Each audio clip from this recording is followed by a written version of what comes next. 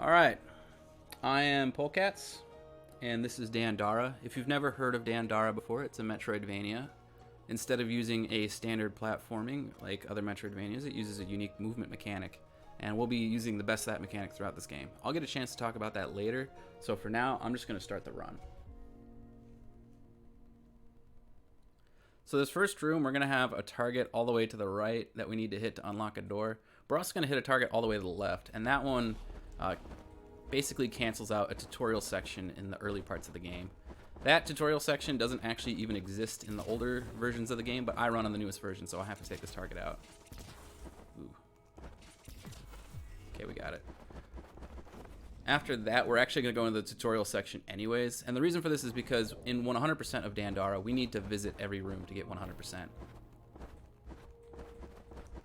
So these rooms are required to visit, but we still save time from breaking that target because we need to hit 2 switches if we didn't break that target, and we need to travel through an full extra room and do an extra room transition, which all take time, and we'd rather not do that. That was a really good room. A lot of these rooms are actually really dangerous because there's a lot of things just trying to block our path if we go too slow. Ooh, that was a bit sketchy. Okay, that is the tutorial rooms done. And we're going to head back to the flag. So that there is a death warp by the menu. It's another feature in the newest patch of this game. And we're going to be making use of it the best we can in 100%. In terms of what 100% looks like before and after patch is applied, there's a lot of weird additions that we can make to the run, such as death menu warping in certain areas to save time. And we're going to be making best use of that as we can to kind of save the time that we lose. 100% is still faster on the old patch, at least when we put all of the extra time gains we get from the new features, because the new additions to some of the older rooms will make them slower.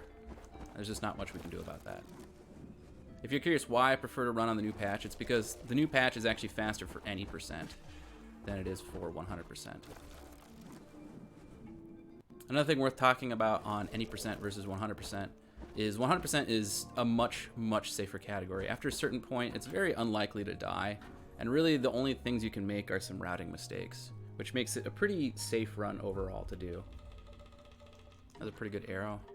What I collected there was the arrow, and we're going to actually death warp right after it. We could collect this later, but we collect this now because it just immediately starts saving us time. It helps us do more damage with every attack we do. If you ever notice an attack I do in this game, I'll shoot out like 4 bullets after collecting that. Before I did 3. Each of those do 1 damage, so I'm doing like 30% more damage for picking that up, and it's really worth my time.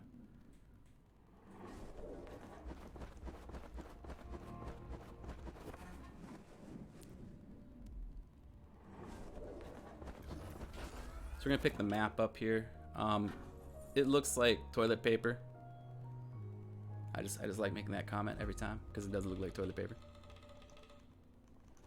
We're not gonna use the map; it's just required because it is in a chest.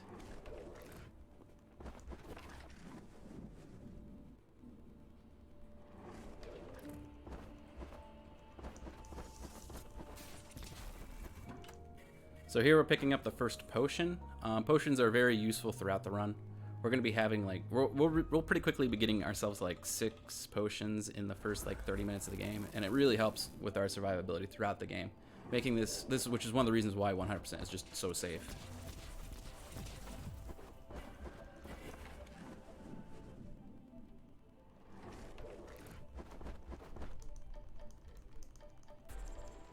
So this is one of few NPCs we have to visit in the very start of the game. We have to visit 2 NPCs to turn on the panels here. The first panel is the green panel. We're already using it. Helps us move around. The other panel we'll find is the purple panel, and it works similarly the same. But we need to get to the NPC to activate those as well.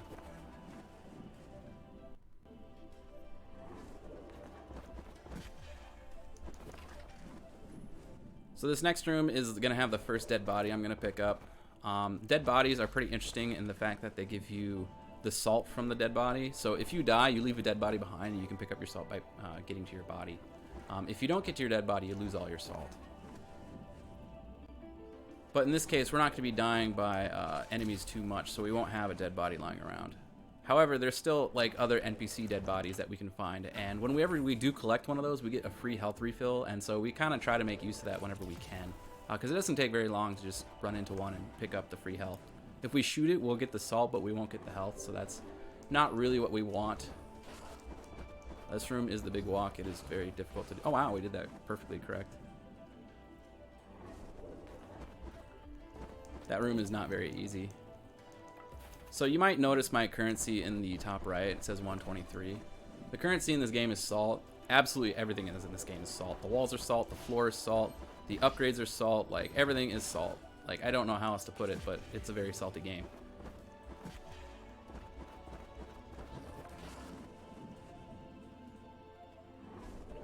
And so when we collect enough salt, we can obviously get upgrades. And the upgrades we can get for right now, we can get health upgrades and we can get potion upgrades.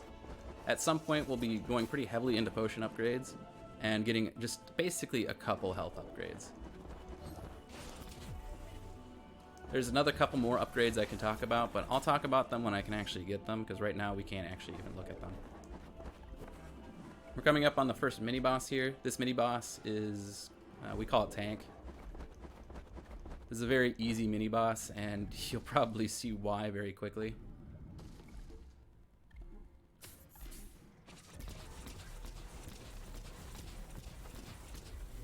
There we go, that was Tank.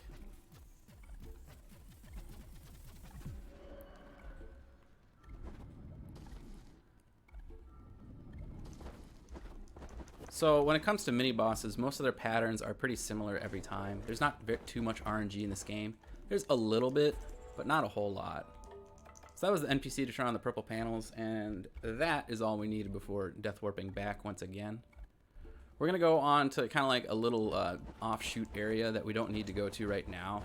We're going to make advantage of the fact that we can death warp in menu rather than via other means later on, so that we don't have to return here later. We will get fast travel later, and I'll talk about that when we actually get to it. But the fast travel, for the most part, has a few problems to it in that it takes you a few seconds every time you use it. So we would have to fast travel here, go and... Oops, that's the wrong button. Go and get the thing and then fast travel away, and that wastes a few seconds. So we're going to go get this now. The only difference is that it's obviously more dangerous to do it now. Ooh, this is not very good.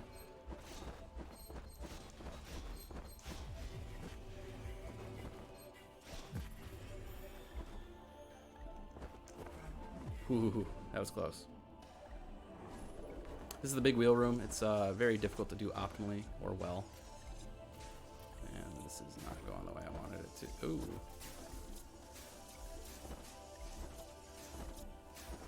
Okay, that's good enough. As long as we didn't die there. The big wheel room is really hard to do optimally just because it's very hard to take the same jumps, especially when wheels are involved.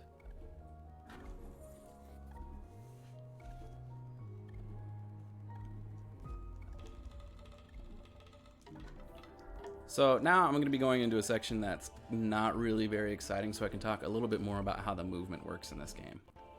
And the movement is pretty simple. I can hold a direction, and as you can see, that gives me like what looks like a kind of like a green line and a faded white one.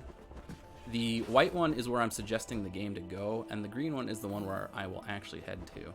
That's very important throughout this game, to suggest basically in such a way that the game will autocorrect it to a jump I want to make.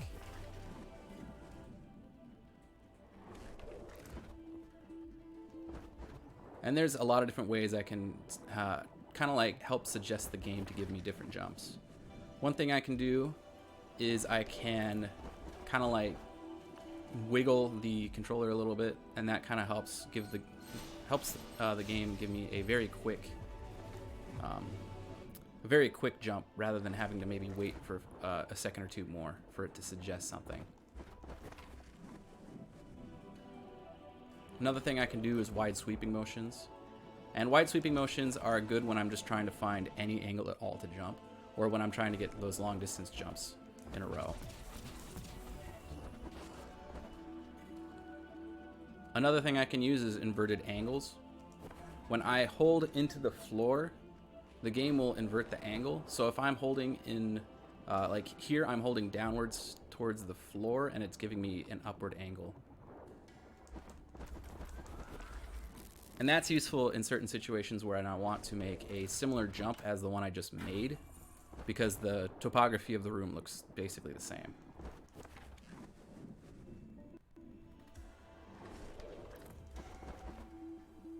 The next thing I should talk about is the firing mechanics. The firing mechanics are very simple, very straightforward. Basically, you charge up for about a half a second, maybe 2/3 of a second, and then after releasing, it'll deal damage.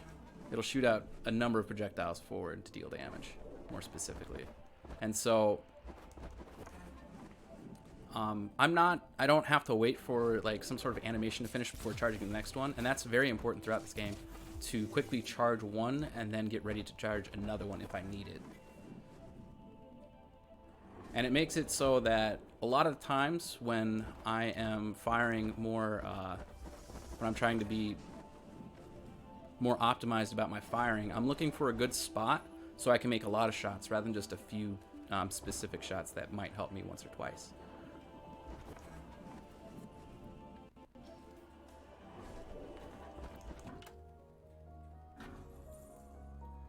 So we're getting just about to the end of this area. And there's not really, this area is pretty unexciting, with exception to this last room that has quite a few things in the way. And we're going to try to dart in between those. But until the end of this room, this would be a good time for donations, if there were any to be read.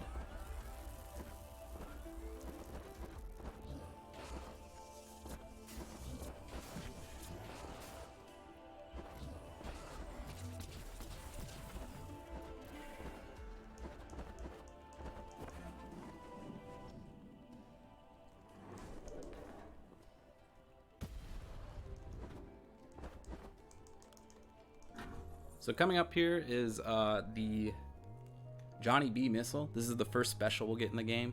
And if you look in the top right, we actually will have a addition to now a meter you can see.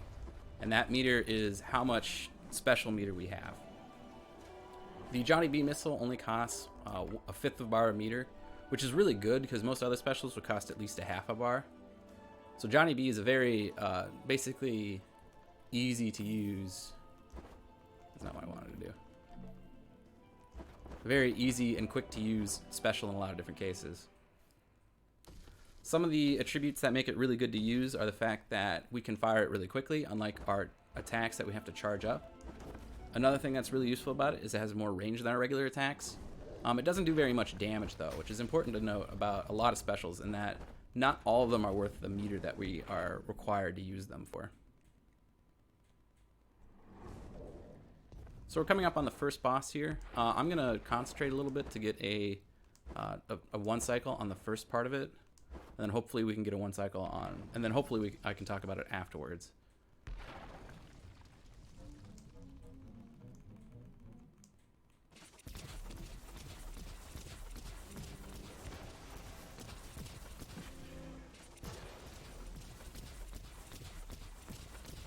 Nope, I didn't quite get it there. Unfortunately, his fist spawned right where I was shooting.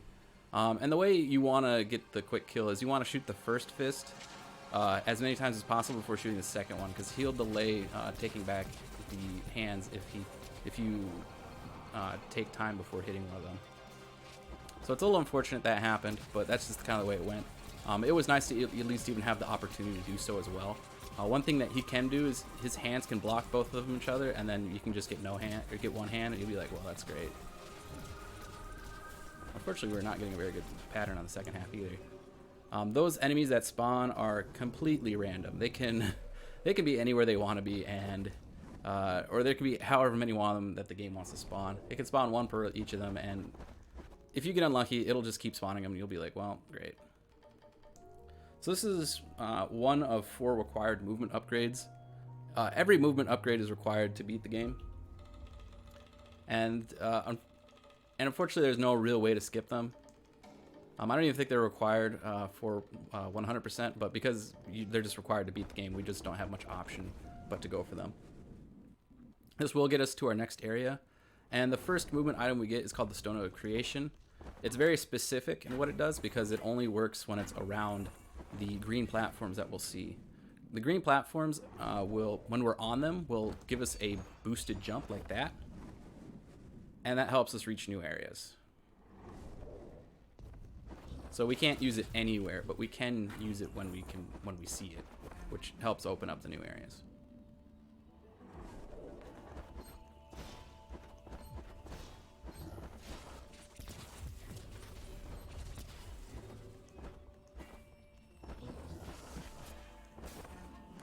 So we're just about done with this kind of first area here. We won't really be returning at all. We're pretty much done with it. We have all the chests. And these kind of empty rooms are a good moment to talk about the route, but they're also a good moment to plug any donations or any other plugs you want to do at this point. To talk about the rest of the route, where we're going to head next is Remembrance Desert. I did say this game was a Metroidvania, and this is really the part where the Metroidvania part starts to kick in. There's a lot of different ways we can go. Some of them are a lot more useful than others because they let us get to certain things. Other ones are basically superficial dead ends that we can't do much with. So the way we'll be going is Remembrance Desert. If you remembered me talking about how the Stone of Creation was the first of 4 required movement abilities, the next one we get is in Remembrance Desert. We can't do them out of order. We have not found a sequence break for them, and as such, we have to do them in order.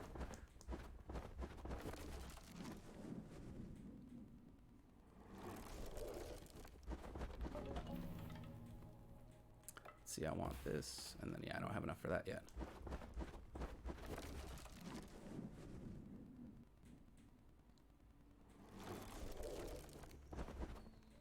So to talk about the other routes real quick, there's a bottom route and a middle route. The middle route we could take right now to grab an early upgrade. They're called the Bracers. If we're not going to get the Bracers now, we're not going to get them until much later in the game. But the Bracers are pretty useful if we did decide to grab them now, because at any point we could press ZL and block any incoming damage so long as we have the meter to do so from our energy. But we're not going to grab that. We don't need it, and it saves us a little time to grab it later instead. More beginner routes would probably take those because they're pretty convenient to take. And then the other route we could have gone was the bottom route, and the bottom route is absolutely just terrible. There is almost nothing to get down there. The required movement ability, or the required movement item down there, the Stone of Intention, we can't get it until we have the Stone of Remembrance, which is going to be at the end of Remembrance Desert. So unfortunately, that is pretty much just effectively a dead end. There's some chests to grab in that area, and that's really about it. There's not really too many other things we could get, and as such, it's just not very useful for any run of this game.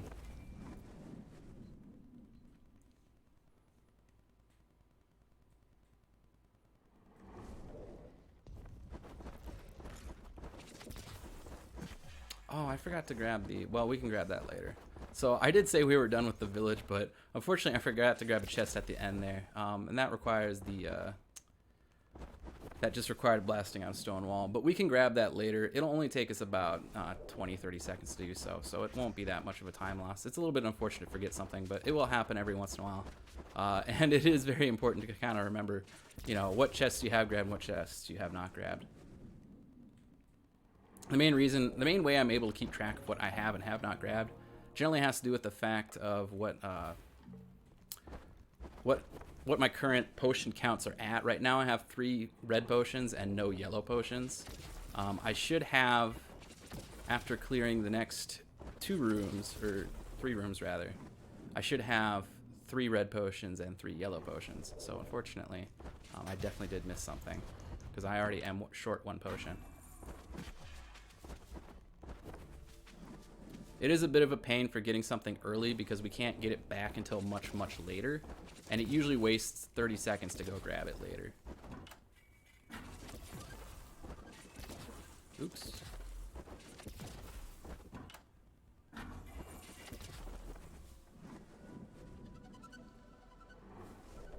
So in this upcoming room, we actually have 2 skips to do. The first one is Early Desert.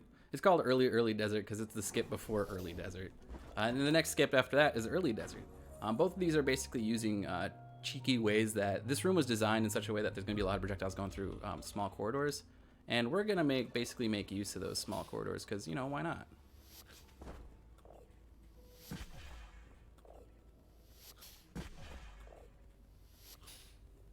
Oh, that should be good. Come on. There you go.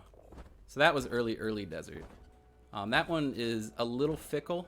but it's very consistent once you have your setup down.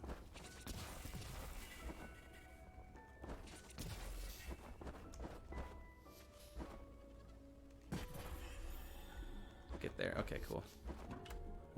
And that was early desert. And yeah, both of those are basically making use of the fact that there's a lot of these, like, you know, gaps created for projectiles to go through, not people, but we can just kind of damage boost in funny ways to get through it.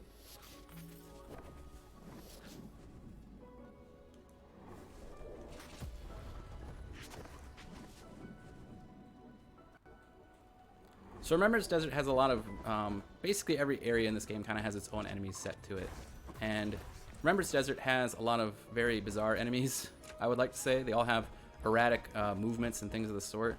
We're hitting that switch so we don't have to hit it later and watch it move down. But yeah, this first enemy that you saw were those like sand piles.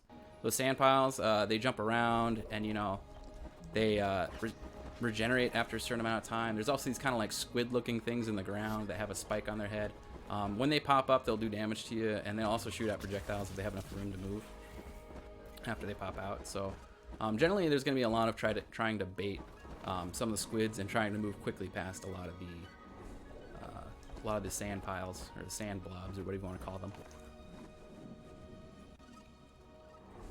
Another enemy type is going to be like these little blue orbs coming up. We can't kill those, and they do 1 damage when we bump into them, so it's generally, you know, we're just trying to get through these rooms quickly without getting hit, so we save the most time possible.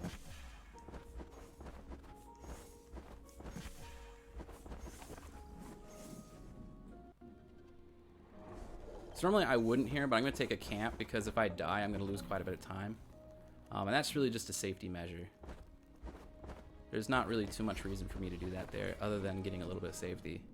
Admittedly, I don't have both yellow potions that I normally would have, so it also helps in restoring my energy, because now I'm going to start using the Johnny B missile for another use, and that is quick spinning boxes. Quick spins are really nice because they're faster than charging an attack, so I can go through rooms a little more quickly like that. And I'll use that in several places throughout the run, just because, you know, I don't really have the use for energy in combat, so I may as well use it to go fast.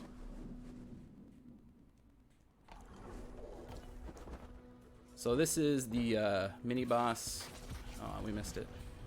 So this is the mini boss we call Antlion. He's pretty simple. Those jaws do 3 damage when they hit us. We don't want to get hit by them. I missed the 2 cycle there, and how the 2 cycle works is if we take a shot into his mouth while we're on the side with the missiles, because the missiles have longer range, we can get a few shots in and hopefully kill him in 2 cycles instead of 3. Unfortunately, we missed it, and that was my fault, but that's just kind of how it goes sometimes.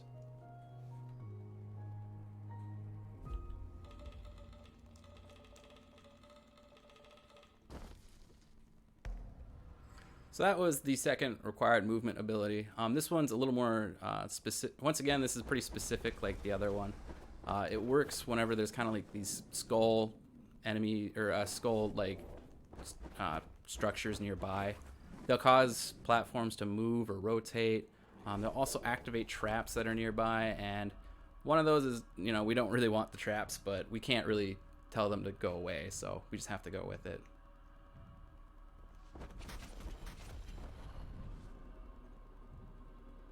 So we're gonna go grab the other skull in this area, which is called the Memory Shaft. The Memory Shaft is the second special we're gonna get, and it's pretty useful throughout all runs of this game because we can perform glitches with it. We can do a lot of different things with it. It's really nice, basically. No, I don't have enough salt for that. Wow, I'm surprisingly just a barely short. I'll get that later. That'll be okay.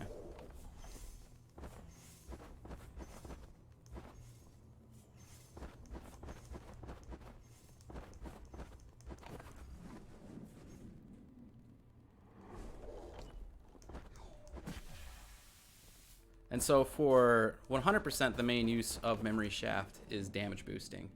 A damage boost cost us 2 health to do, but it lets us reach places that we couldn't before. Kind of similar to the Stone of Creation, but it's better than the Stone of Creation because we can use it just about anywhere that we choose to do so.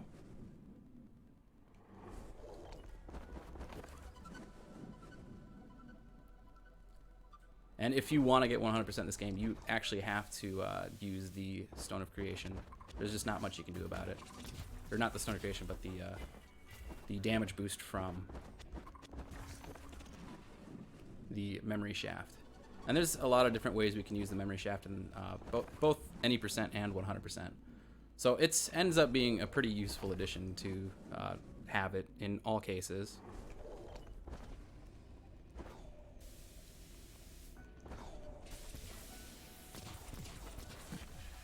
Take a quick damage boost there so we can get through. We don't have to wait for that. And this here is the memory shaft.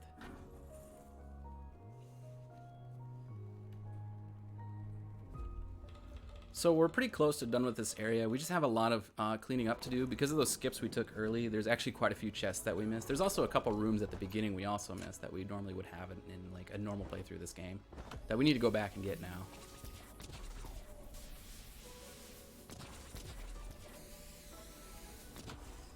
I actually kind of screwed that up. I could have gone faster than that.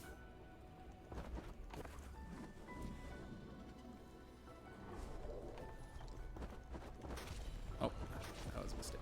Oh, okay. Those are funny mistakes. One thing to note is that movement in this game, it can be pretty precise, so you can kind of screw it up in strange moments like that. It sucks when it happens, but you know, you kind of have to get used to how the movement works. Another thing that's worth noting is that my specials I switch between on L and R, and it actually automatically equips the special even if I didn't actually want it equipped when I gain a new special. So unfortunately, in that case, it gave me the special I didn't want, and I had forgotten to switch it back over.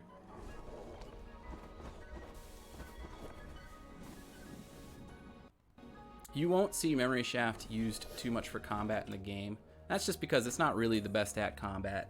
There's others. We'll get another special later that's much better at combat, but for now, we just won't be using specials too much for combat, just because being able to properly do quick charges with just regular attacks is more effective.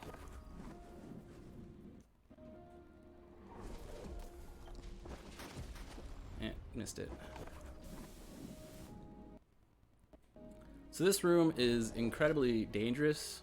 All these like yellow projectiles you see, they do like 2 damage to you. There's an enemy blocking the way. There's a bunch of boxes that spin that, you know, we're kind of stuck in place when we're trying to spin on them. So it's a really good thing that in 100% we don't actually have to do this room at all. In fact, there's no room time we ever have to do that room. It's really nice. I like that about that room. So instead of going through that room, we're gonna go perform a skip called I like to call Late Desert. And I call it Late Desert because it's the latest skip to get out of desert. There's another skip we could do earlier, but because we need to collect some chests, we can't really use it. Late Desert used to be used in any percent before we had the new route, but now it's just kind of gonna go to the wayside. Oh, missing that. So we're not really intended to get past this, but if we're fast enough, we can get by it anyways. Yeah, if you see that green arrow pop up, that just means I didn't press A at the right time. There we go, we got it. That took us a few tries, but you know, it doesn't take very long to make more attempts of that. Prefer the bottom route.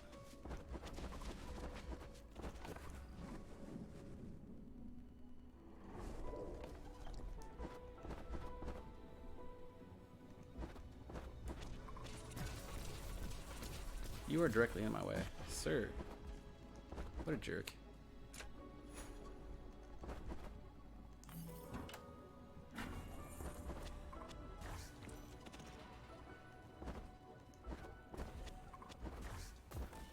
Boy, is he really going to town today, that squid. So yeah, those two can kind of get in the way just because of the way that area is set up. So we're going to grab the last potion of the main area. There's kind of like a side area we need to go to as well. That's kind of annoying to say the least, but we have to go there, so...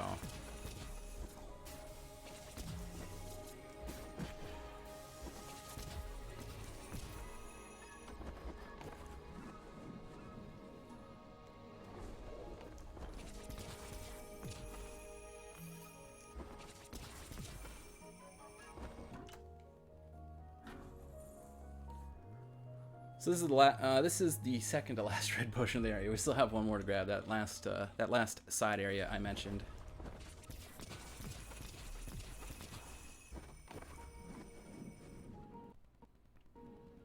At this point, I have, every time we grab a potion, it's worth mentioning that I get a free refill on all my potions. So I'm getting to a point where I have so many potions I can take kind of the damage boosts I want in certain areas and just kind of keep going because I don't have to worry about my damage when I can just potion every once in a while when I'm low. May as well.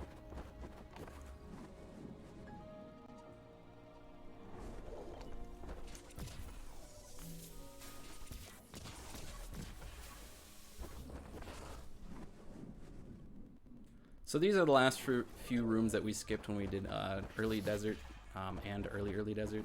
Or early desert skipped these rooms, not early desert. And so we just basically need to go through them once to unveil them for 100%.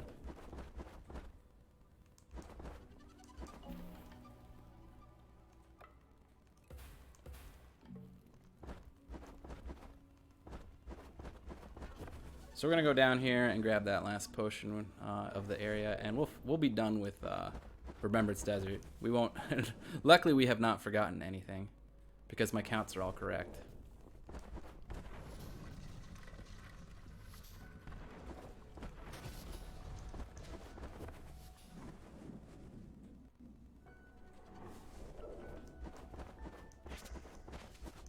This next room has a lot of switches. It takes a while. It's a good time for any plugs or donations or anything of the sort.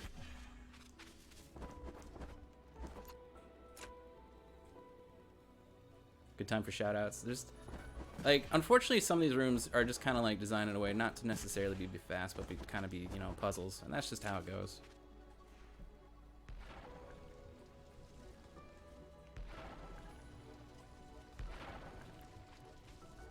I will use some quick spins with the boxes down here to save some time.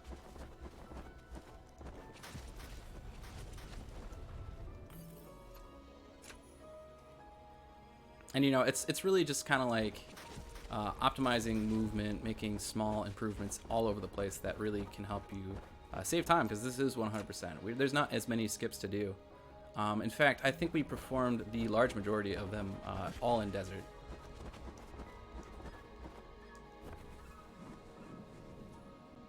And so for most of the game, it's going to be, you know, some cheeky stuff that developers left in, or really good play that's going to be saving us time. So.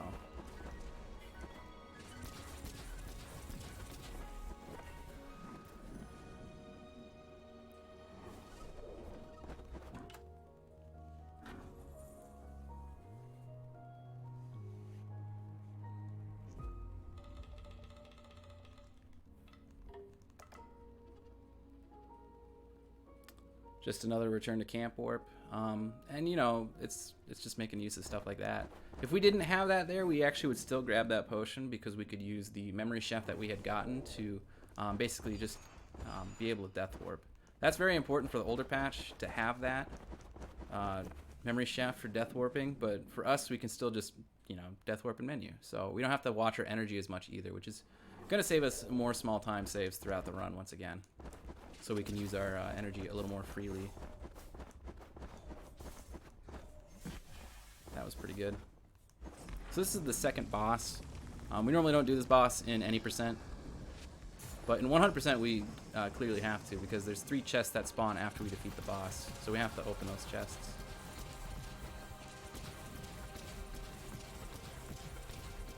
So these attacks that take quite a bit of time here, those do 4 damage.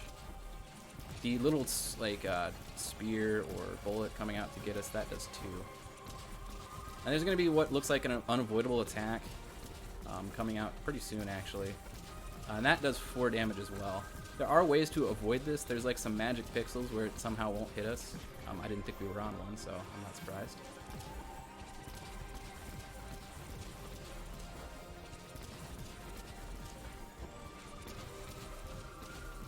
And that's the heart fight. It is important to note that you saw those kind of like platforms coming up to try and avoid the attack coming out. It's very important we don't take those, and the reason that we don't want to take those is because we actually have to make another loop around the arena that used to be here, and now it's kind of like in shambles because of I don't know. Apparently, bosses dying break arenas. Couldn't tell you too much about it.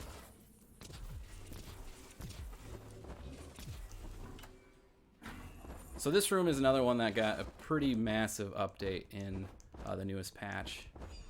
It used to just be like 3 chests and some floating platforms, and now there's enemies all over the place. There's like some... There's just a lot more stuff than there used to be, is the right word to put it.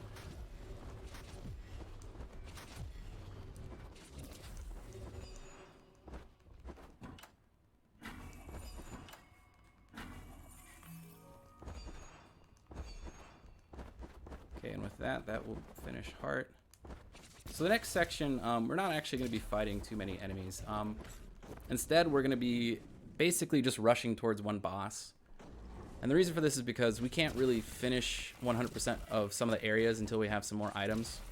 And so it's a little more beneficial for us to just kind of quickly do some things and then wait until we have those other things that we need.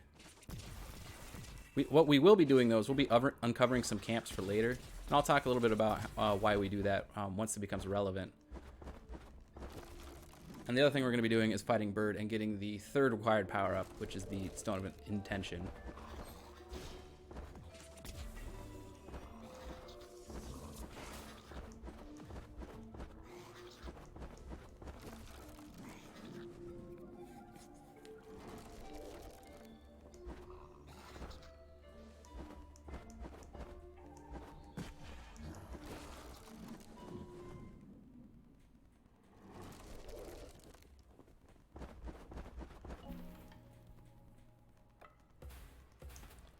Just grabbing some quick upgrades. An important thing to note is that when we do Death Warp, I mentioned this way before, but you know, every time we do a Death Warp or every time we die, we don't get to keep our salt. So it's important for us to make quick stops at camp in 100% because we do have the chance to get to camps and use our salt. So we need to make the best use of that when we can. Any percent is routed in a very specific way so that we can have the salt at very specific camps. But luckily for 100%, there's a lot of moments where we have enough for 1 to 2 upgrades whenever we get to a camp, and it's very well worth our time just taking a quick upgrade to make sure that we don't die in the next section. So this section is, you know, we're on the way to Bird, and there's kind of some turrets shooting at us.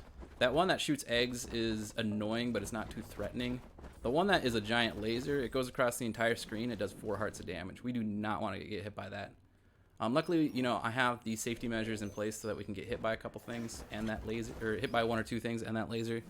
But, you know, it's preferable if we don't get hit by anything because that doesn't waste any time.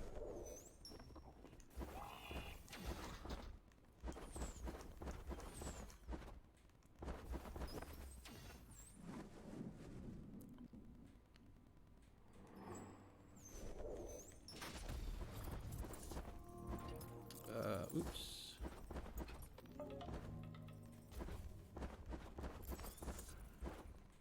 So this here is why we had to get like the stone of memory or the memory stone or whatever it was called. I don't know, the rock skull looking thing. That is the only platform that moves in Intention Capital. Unfortunately, to get to the next required movement upgrade, we have to have the skull for that.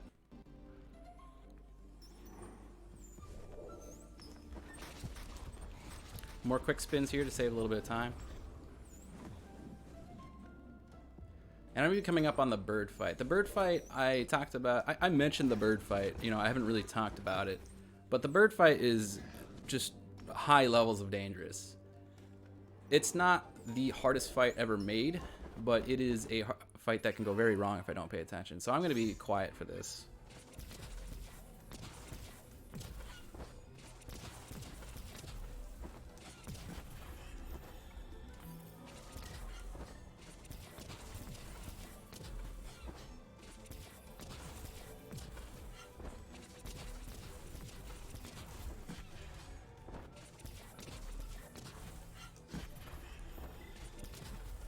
Okay, so the bird, when he swipes at you, he does 3 damage. When you run into him, he does 2 damage. And we only have 7 health at this point, and his attacks, he doesn't really do a very good job showing when he's going to attack, so it's generally better to just for me, the best solution is to concentrate and to listen for when his attacks start.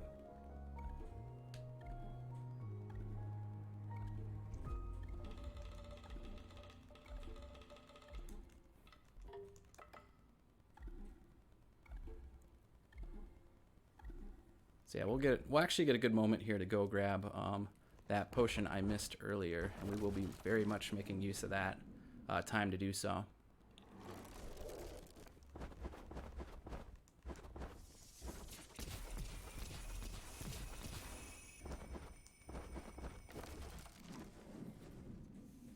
So we need to discover one last camp. It's still not quite relevant why we are discovering camps and not doing anything with them.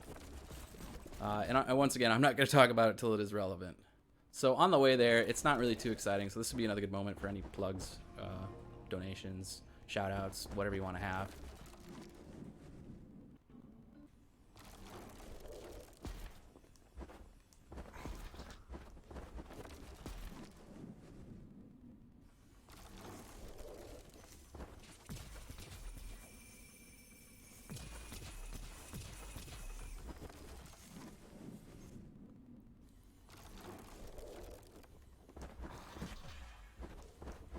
So that's the camp.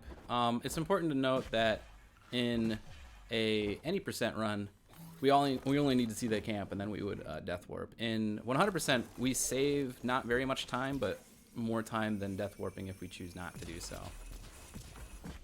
Oh goodness.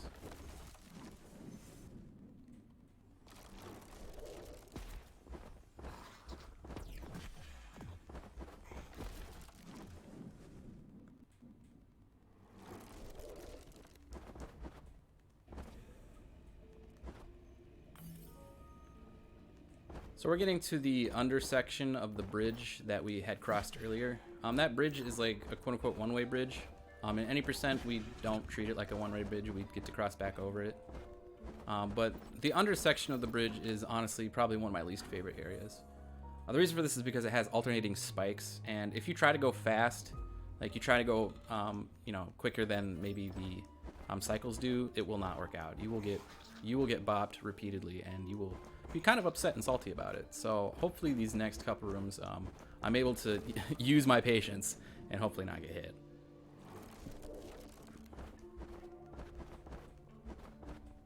Oh goodness.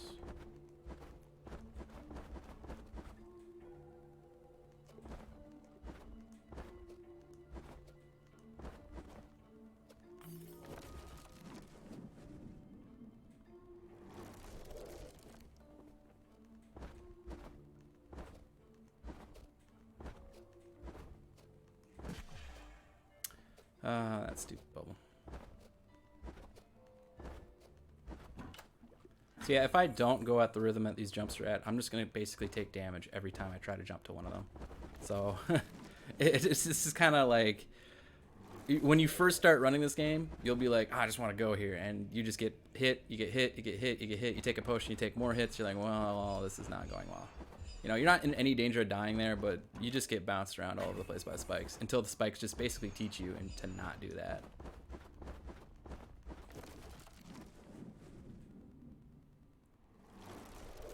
So I'm gonna take a moment to go grab that potion I had missed earlier.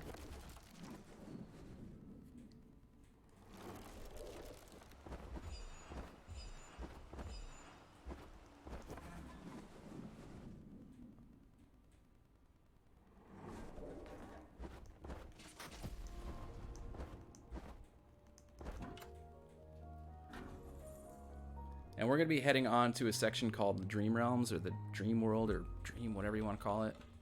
Unlike Pokemon, it's not annoying, but unlike Pokemon, it's annoying in a different way.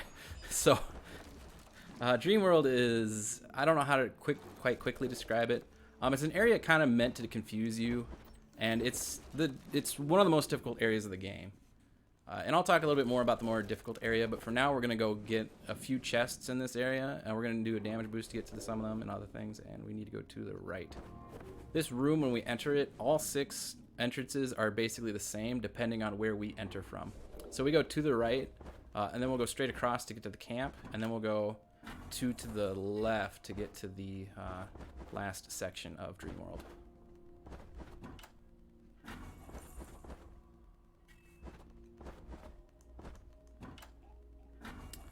So these chests here, they're really trolly. They have like 8 salt in them. I think there's one that actually has a good amount of salt in them, but the rest of them are like 800 or like only 8, 300 maybe. Yeah, like that one. That one has 8. That's a delicious amount of salt. All right, got a damage boost to get over to this one, and we took more damage than I wanted to, but that's okay.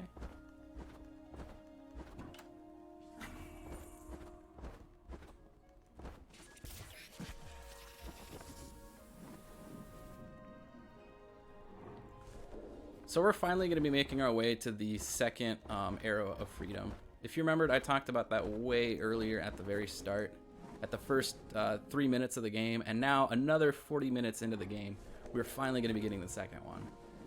It's a really nice upgrade. It's honestly one of the best upgrades in the game. And it's nice to, anytime we get one of these, it's always like a huge plus. But unfortunately, the second and third one are very much later. So we're gonna go from, when we do collect it, we'll go from shooting 4 bullets every time to, ooh, yeah, that was not very good. We didn't die though, so that's good. So we're gonna shoot from 4 bullets every time to 5, which is another +1 increase to our damage. That makes it useful on the next mini boss. It makes it useful on the final boss. And it's just useful overall. Like anytime I get one of these, I don't know how much more I can stress. Like these are super good. We did get a glitch there where we get attacked by the tower that's shooting eggs at us while we're trying to like get out of here. But you know, that just happens sometimes. So it's important to make sure you have at least 2 hearts when you're opening that chest, because if you don't, you could just die while you're collecting that Arrow of Freedom. I don't know if I've ever had that happen, but I had plenty of moments where I got hit where I was collecting that. We're gonna get some more upgrades here. This and this. Anytime we visit a camp, all of our potions are refilled, and that's basically what we're doing there, is getting a potion refill. We only had like, I think 2 left, because we had gone a pretty long section without actually camping.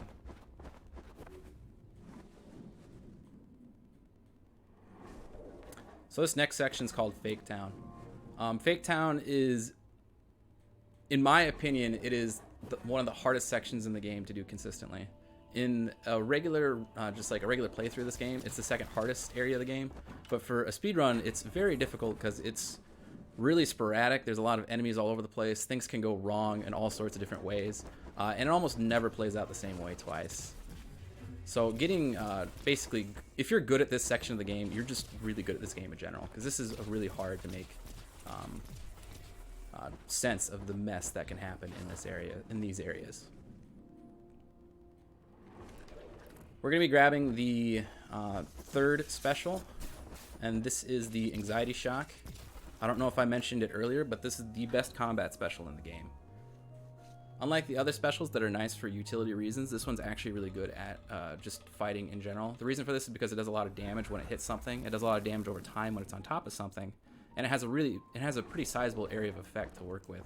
So it does a lot of work for us in a run.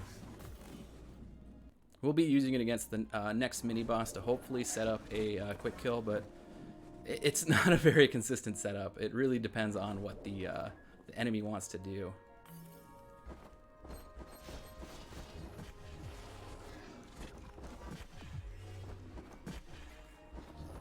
Okay, that was the hardest section of Dreamlands, or of Fake Town. All those enemies that were flying at us, when they'll die and then spawn more enemies at their feet, and this just becomes worse and worse as it keeps going and going. So I'm pretty happy that went without too much of a hitch. And so I'm prepping for the next mini boss here. This mini boss is very sporadic, just like this area. They can kind of move wherever they want, and so it's pretty important that I kind of like start every time I do this fight, I start in the same spot. So I'd like to start about here. That's a good spot. The reason for this is because they like to be a certain distance from me.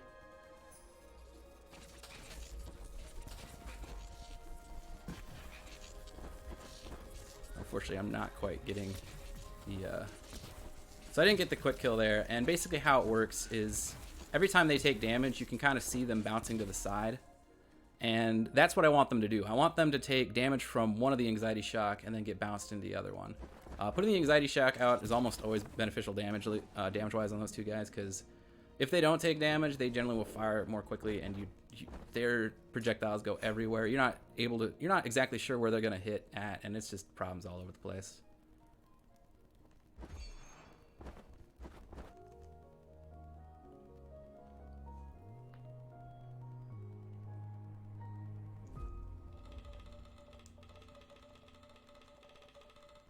That's the Pearl of Dreams. If you remember all those camps I saw earlier, the reason that we see them is because the Pearl of Dreams allows us to fast travel to any camp that we've seen. We don't have to stay at the camp, we just have to have seen the camp. So we have 3 different camps that we had seen before that we're going to use for fast traveling. The first one is this Reasoning Lock one in Intention Capital.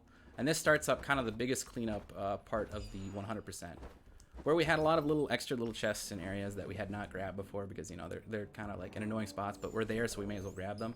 In this section, we're mostly going to be going, okay, you know, we haven't even visited this area. We're going to go grab every chest right now. There's not going to be like any, you know, kind of like shenanery where we need to go to different areas and grab different power-ups. It's just go straight to thing, get it, go.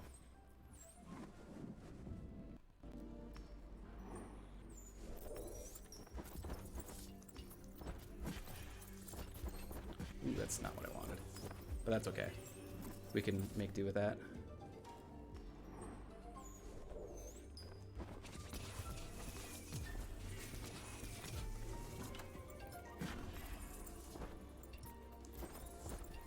Okay, that room can be a little messy going fast.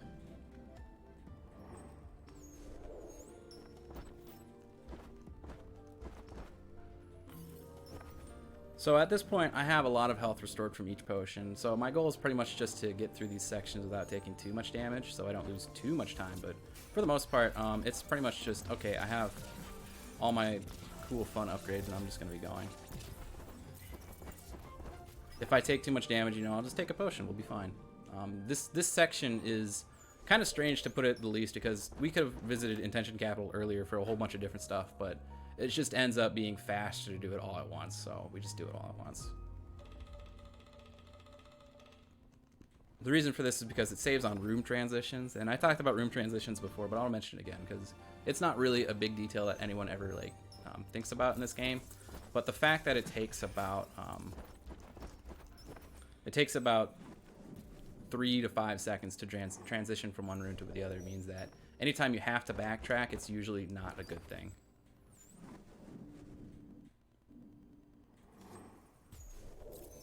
I actually have the wrong one out. I prefer to use this here.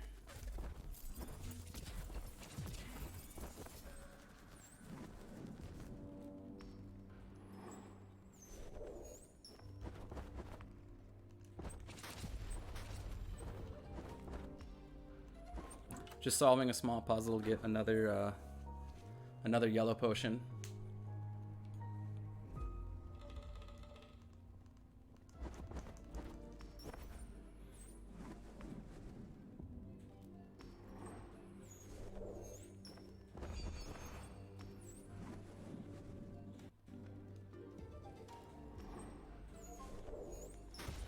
Another example of hidden stuff that the Johnny B missile uncovers.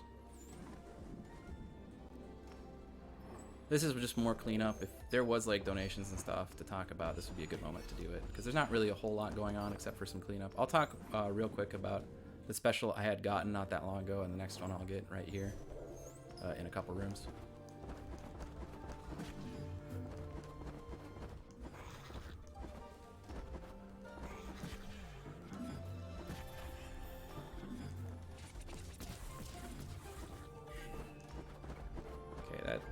Almost really close.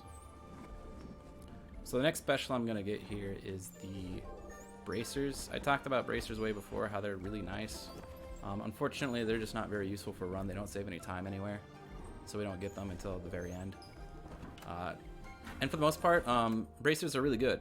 We can just press ZL at any time, and we can just ignore any damage that we could possibly take, so long as we have the energy to do so. We won't be using these though, so that's unfortunate, I guess I could say. The other special that we got a little while ago was a Logic Blast. And I don't talk too much about Logic Blast because Logic Blast sucks. There's not really any good uses of Logic Blast in any situation. This blue Saw Blade, absolutely terrifying. Make sure you block it. It hits you twice. You might not. You might think, oh, that's really easy, but if you don't hold ZL long enough, you'll get hit. You'll get hit by the second hit, and that thing instantly kills you. If you're curious why that is just so terrible to die there, because we're pretty close to another camp that we could get back pretty quickly. It also destroys your body, your dead body. So when you come back to collect your body, you're not going to get your salt back, and you're going to lose all that salt. And if you can see my salt right now, it's at 12k.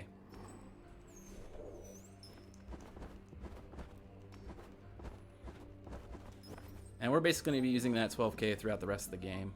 It's going to give us a lot of our final upgrades.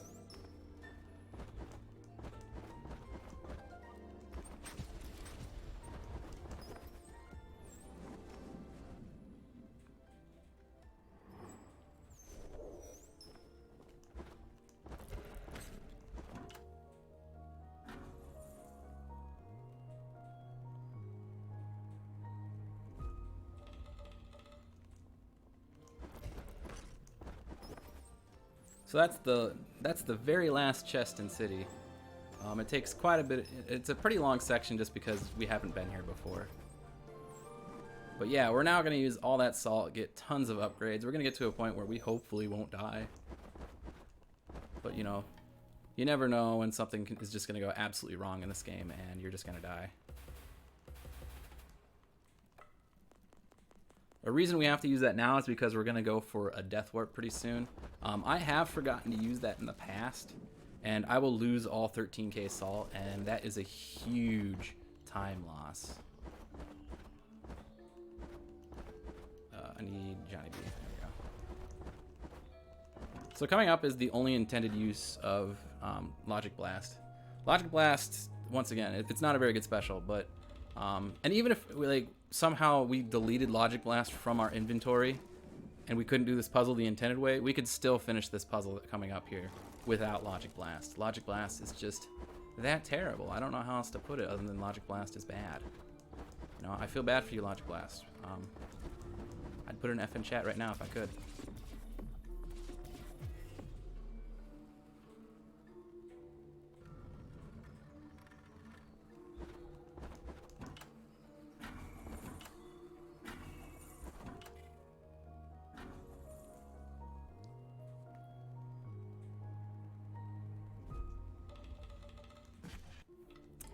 You two are a really annoying pair. Okay, and that makes up the last of the cleanups before Golden Fortress. There's still chests in Golden Fortress, and there's a lot of them. But for the most part, this is the kind of like the main part of the game down, and we're gonna get to the last ending bits of it finally. We're gonna start by grabbing 2 chests down here, and I'll probably take an upgrade from them as well, because there's just not much reason not to.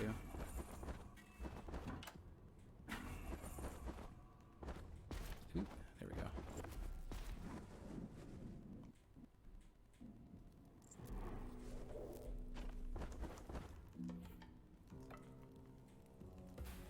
That sounds good. Yeah, that's 10 hearts. That's perfect. Ooh, that's not where I wanted to go. So this is Golden Fortress. The outside of Golden Fortress is way easier than the inside. I guess that's kind of a obvious kind of statement. But for the most part, once we get inside, things will be amping up in difficulty by a lot. It will not be even close to... it's easily the hardest section in the game, naturally, in your first playthrough. It has ended a lot of 100% runs. It's ended a lot of any percent runs. It is really good at just making sure you die a lot and losing time to it. Ooh, didn't quite get that. Okay, good. So we're going to fight those turrets that were shooting at us way earlier. They're in the way, and we can save a good amount of time by killing them now. So that's what we're going to do.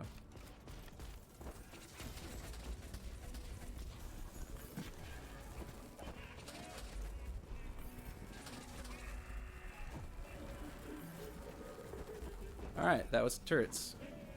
We exit the room before they die for a very specific reason. If we're still in the room, they're actually gonna play a cutscene of them dying, and we don't care to watch cutscenes, so no thank you.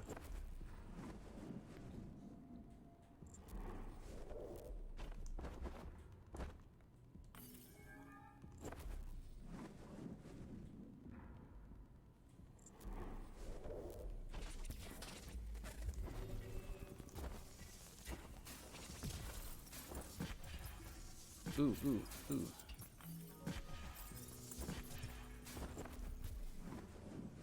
That room's a little scary. I'm just saying.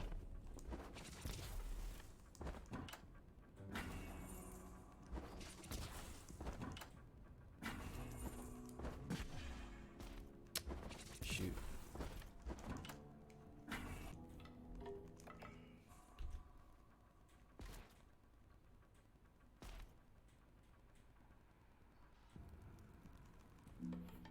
And this is going to be the last Dream Warp, hopefully.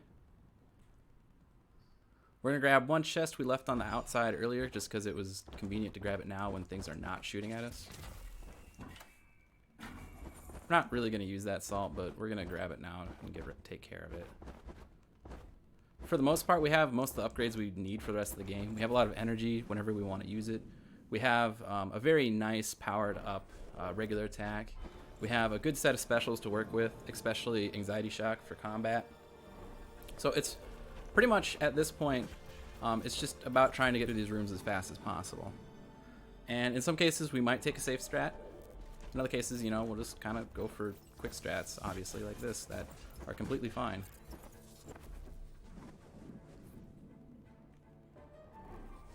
Something worth mentioning is that I'm going to be getting some... every time you grab a new potion, it refills your entire stock of potions. So, as you may notice, I have 7 potions. There are 8 potions total in this game.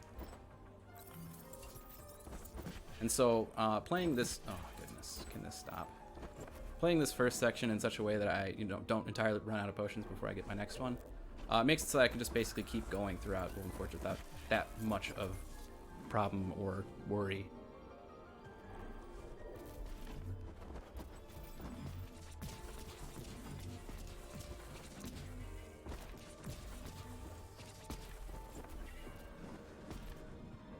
So that's the first lock. Well, I mean, it's the right lock, but I call it the first lock because I almost always go through that lock first. That lock is the least dangerous lock because most of the things in that area do 1 to 2 damage. In this next area, things will be doing at least 2 damage for the most part, and up to 3 damage. This is the first time we see these deadlifters here. They do 3 damage on contact, and their projectiles that they spawn also do 3 damage. So finding safe ways through these rooms has kind of been like a continuous project of trying to figure out the fastest and safest ways to do these rooms. And usually the answer is there's no perfect answer, sadly. Okay, that was 2 birds with 1 stone. That was nice. I normally don't kill that guy there because I don't normally need to. But I do in this case just because I don't want to... Ooh, this is not what I'm... Oh, I died. Really? I died? Ah, shoot. I wasn't watching my health. That's unfortunate. So that's a bit of time loss. This was actually a pretty good run, too. I easily could have PB'd on this. But that's okay. I probably can still PB on this. Anyways. Talking about the second lock again. Once, like I said before, enemies do a lot more damage, so I can kind of like get bursted down without, like, you know, not really having good moments to retaliate.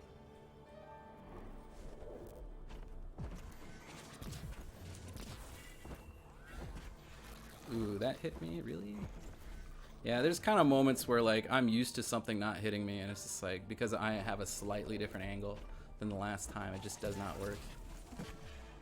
And, you know, that's just kind of like one of the natures of this game. Good, I can't stand that guy.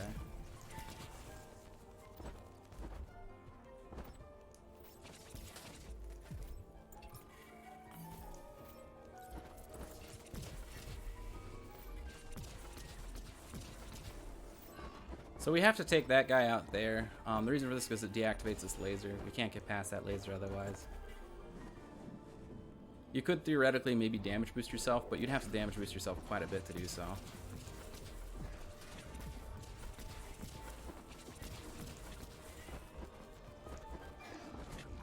That was not where I wanted to jump, but that's okay. Okay, so that was the second lock after I finished this room. That room's pretty consistent.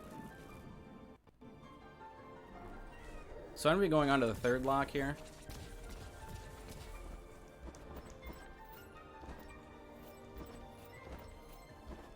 The third lock is the most difficult lock. Because I have lots of potions, because I managed to die, unfortunately. Hopefully I can, like, do this pretty quickly.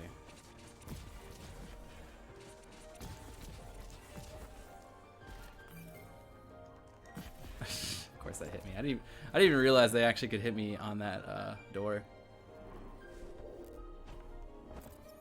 I usually don't have to stop there.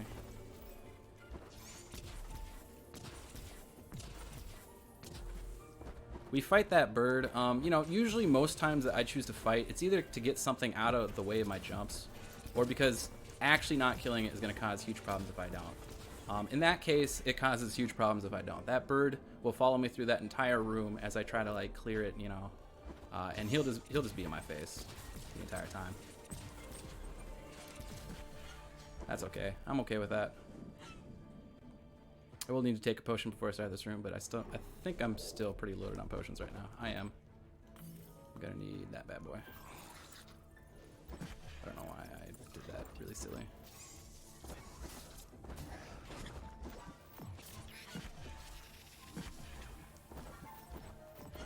So yeah, we use a damage boost there. The intended way is to kind of like keep going through the room a bit, and well, that ends up not being the funnest way of doing the room, I guess.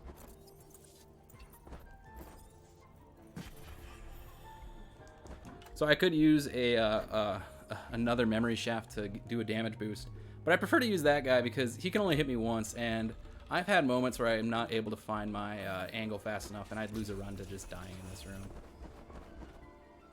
I'm gonna need... oh no, I'm gonna need that again. So this is the point where a lot of my specials kind of like, you know, a lot of different uses for a lot of them, with exception to the Logic Blast, which just, you know, as I mentioned before, is not very good. You know, I like using... I'm gonna enjoy using Memory Shaft for damage boosting. I'm gonna enjoy using Johnny B missiles because they're fast for combat. I'm gonna like using Anxiety Shock for combat. I think I already said that. I feel like I'm repeating myself. I apologize.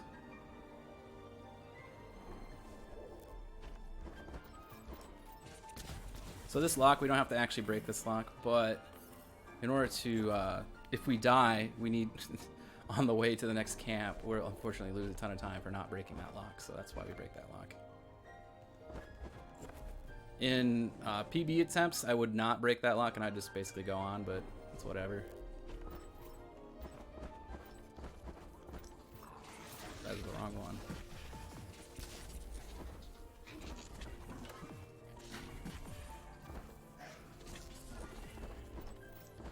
Okay, that could have been a lot more messy from using the wrong one, but that's okay.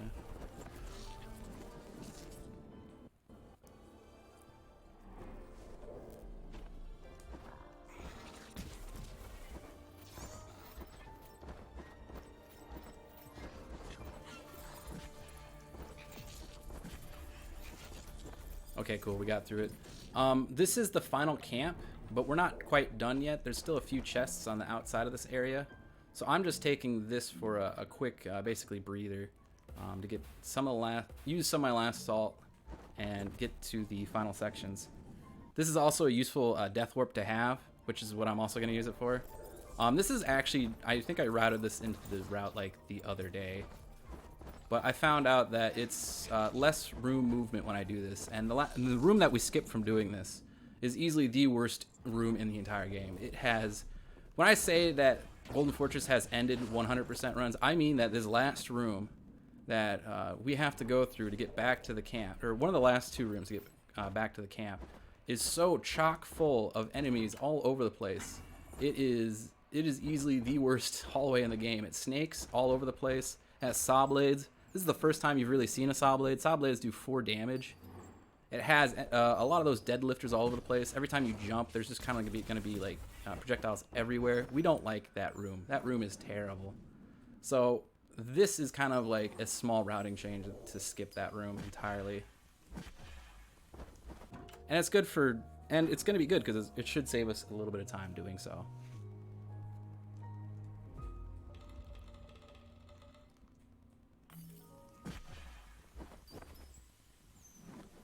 So that was the last potion. We now have a total of 9 potions. It's pretty much past overkill on the potions, but it's pretty useful every time we, like I said before, every time we collect the potion, we get a refill on all of our potions. So that means we can make very liberal use of our health for damage boosting if we need it, and liberal use of our specials for whatever we need those for as well.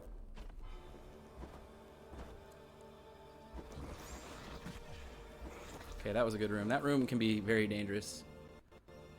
The other half of that room we're going to be skipping because that is actually the worst half of the game.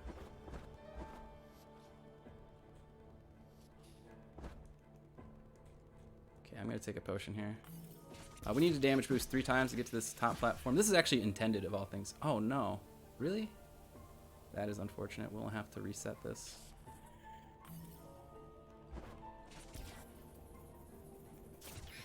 One, 2, 3. Okay, that should work. Yep.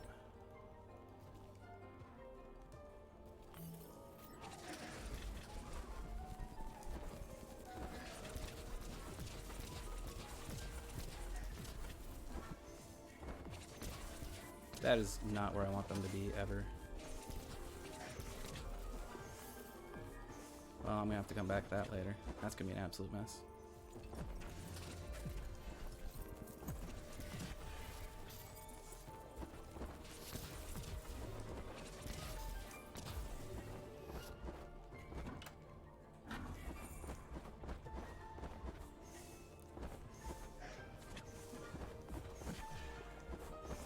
So we'll know if we did this room right when we leave, or the next room right if there's 100% after all of, we'll know we're at 100% chests after the end of this room, is what the hope is.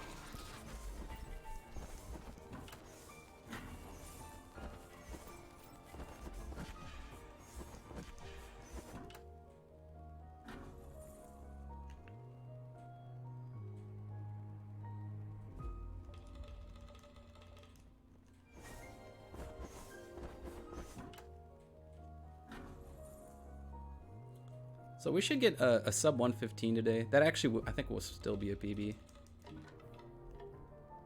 Yeah, we're at 100% chest. So that's that done. The last room to explore is the final boss room. And this room is, I mean, it's just there. So all I have left to talk about now is the final boss. There's 2 phases of the final boss. And the second phase kind of has like a, when he gets below half health, he starts attacking faster. And he gets more attacks as well. The first phase of the final boss, he's basically just a giant TV screen, and he'll be chasing us around the room slowly. He will crush us if he gets too close to us, so we're going to avoid that. He'll also try crushing us outright. While he's chasing us around the room, he's also going to be firing projectiles. Those projectiles do 2 damage. They're all over the place. They're really hard to avoid, and they can just be obnoxious at the same time. And the same can be said about the other projectile he has during the first phase, which does 3 damage, and it just runs along the walls of the room. Because we have all 3 upgrades of the Arrow of Freedom, we should be able to take pretty quick work of the first phase.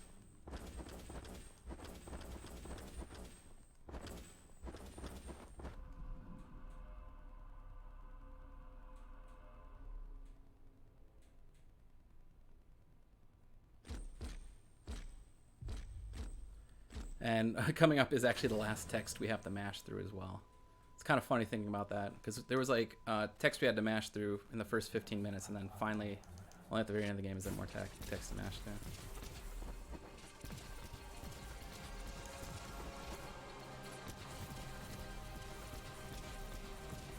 So I may as well start talking about the second phase before we get to it, because the second phase has a ton of things it can do. The main thing we don't want to see it to do is for it to throw eggs at us. The eggs, there's no way to really cancel that attack out. It goes really fast. We have to move out of the way of it. It interrupts our firing. It basically just makes it slower to fight. Yeah, that's the eggs right there. What we want to see is the mice there. Yeah, that's one of the slowest attacks he has, and we like seeing that one, basically. Another attack he has, he'll send out some masks to like run around and chase us, and we don't like those very much. Oh goodness. Okay, and then this is the improved version of the mouse cursors. Luckily, that is a pretty good pattern to work with. Oh, that is not what I want to see. So getting a lot of eggs here, we just call it the farmer's market because it's just so many things on the screen just trying to hit us. Oh goodness, what is this mess? Oh, it's such a mess. Alright, and that's the final boss. There's one other attack he didn't quite show us, and that's the one where he sends a laser around. We like that attack too because it takes a long time. We're not quite done yet. There's one last thing called the cutscene skip at the very end, and hopefully we get past the cutscene today. I'm gonna wait for the A prompt. Hopefully that works there.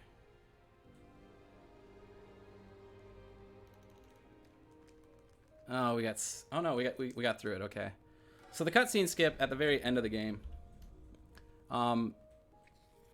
It has ended runs before. It is a huge problem when it happens.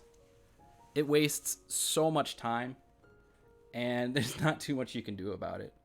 The thing about the cutscene skip, and it's the reason why any percent is faster as well, but how it works is the developers added a way to skip the starting cutscene of the game by pressing L1 twice. This made it so that if you're playing on consoles, you could skip the opening cutscene. What they didn't check was they didn't check the ending cutscene. So we can skip that ending cutscene, and then in order to get through the credits, we need to hit A. And if we skip through the ending credits and we can't get through the ending cutscene, we can't get through the credits, we don't get to see our official time. And because this game is timed by in-game time for the leaderboards, we unfortunately will have this unfortunate situation where we beat the game, we got the final hit on the final boss, and we didn't get our final time. But luckily, we got past it today. So that should end my showcase for Dandara 100%.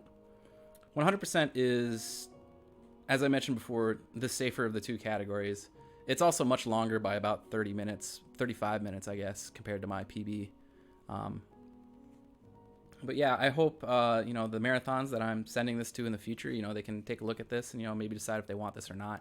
I won't name marathons, so I can use this for several different videos or several different submissions because I really want to show this game off. I think this game's absolutely awesome, and the community for it is just very, very small. We don't get many chances to show this game off, so I'm always very excited when I do get a chance to show this game off.